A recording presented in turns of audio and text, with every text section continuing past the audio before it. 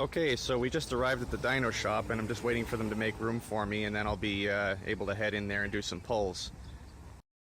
As I mentioned, the car is completely stock, so that's 240 horsepower and 280 pounds of torque, minus your drivetrain losses, which is usually around 20% for an automatic transmission. You're looking at around maybe a hair below 200 horsepower and you know, the proportionate amount less in torque. So we'll see if that matches up, and that'll give us an idea of how, you know, well tuned and well taken care of the car is, just to get a baseline. And then of course we'll do the mods as I mentioned before, and we'll come back here later and do it again and see how much of a boost we get. And I'm not going to touch anything else except for the mods we discussed, so there's going to be no trickery here. You're going to see an A to B comparison, very scientific, and that'll give you an idea of what your money is getting you in horsepower and torque returns.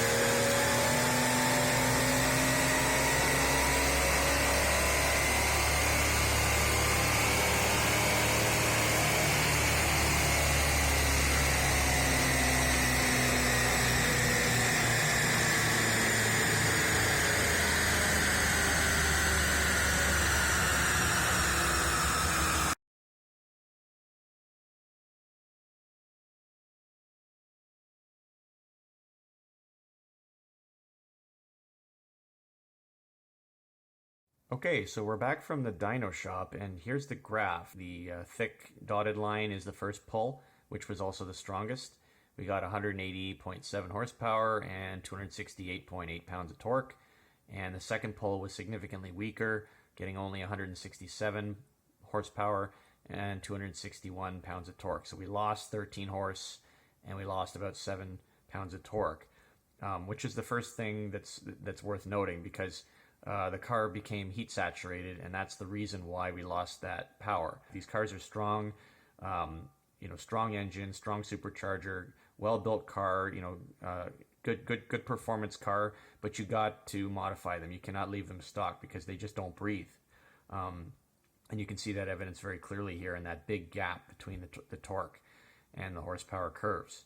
The other thing to note too is that look how steep the torque curve is. It falls pretty quickly. And I was right about that 5,000 RPM. It really falls off a cliff after that. That's going to be addressed by all these breathing mods that we're doing, and we're going to get a lot of a flatter torque curve and you know, a modest increase in the maximum torque levels. But I'm not even as concerned about raising the maximum torque levels. I mean, you can see the second surprise that I got from this graph is, you know, look at the torque levels we're getting now. 269. That's only 11 pounds of torque less than the advertised crank rating. And I've heard people say that these cars are vastly underrated in terms of their factory numbers, especially the torque numbers. And that's definitely the case here. The horsepower, not so much. Horsepower is pretty abysmal, but the torque numbers are very impressive. The only problem is they fall off too quickly. So with those roller rockers, with the increased lift, with the opened up exhaust, you know, the front manifold and the downpipe without the U-bend, cold air intake, all that stuff is going to really open up the flow, which is going to flatten out the torque curve. And having a flatter torque curve that extends further into the high end, the top end, that's going to increase your horsepower substantially. You're going to get huge gains in horsepower. I wouldn't be surprised if we get 240 wheel horsepower, which would translate to almost 300 crank horsepower or possibly more. Whereas the torque might just rise by maybe 40 foot-pounds or something like that. But more importantly, it'll be flat and it'll go further to the right before dropping off. So you've got between 3,000 and 5,000 basically to use, and then you've got to shift because that's all there is to, you know, to use, and then after that it's you're losing power. So considering you're running a 4-speed transmission, you know, these older transmissions, they don't have 8 gears in them like the new ones do. So you really can't exploit very much of the power curve here. There's not a lot of meat to use. So these mods are going to really make a huge impact on that.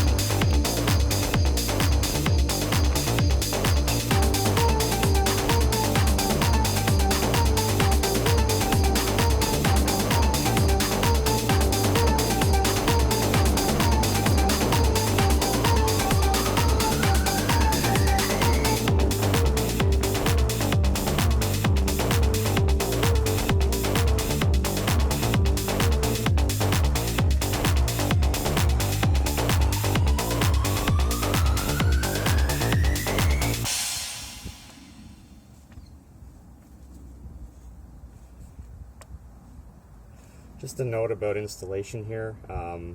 Despite the fact that the Spectre 3.5-inch pipe may seem loose in the flex boot, you can alleviate that simply by tightening down the clamp a little bit more. It is a bit of a loose fit. Perhaps it would be better off with a 4-inch or maybe 3 3/4, some odd size like that, but I think it was probably intended to be a nominal 3.5, but it's a little bit oversized, the boot that is. So you're going to have to, tighten up the clamp a little bit more in order to get a snug fit, but it does work out in the end.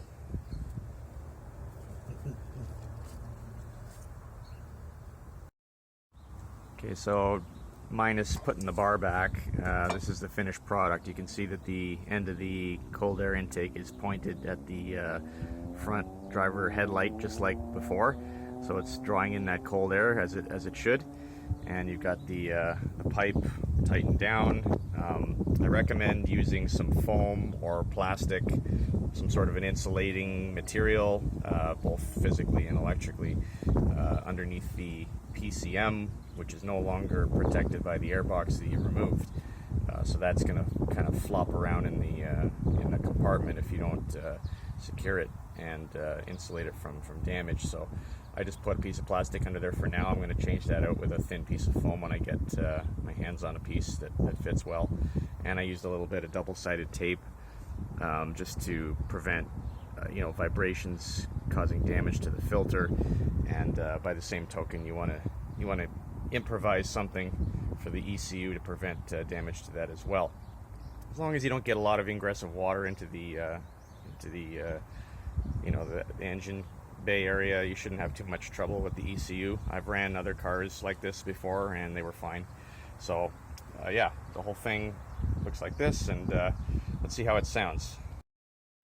Okay, so whereas before I couldn't hear anything coming from the supercharger, now you get a little bit of that whine that sounds really good, and I'm sure inside the car it'll be better, but for now let's just show you what it sounds like.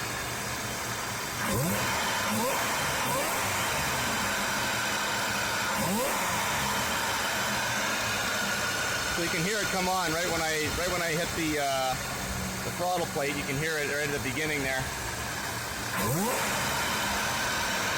Sounds pretty sweet.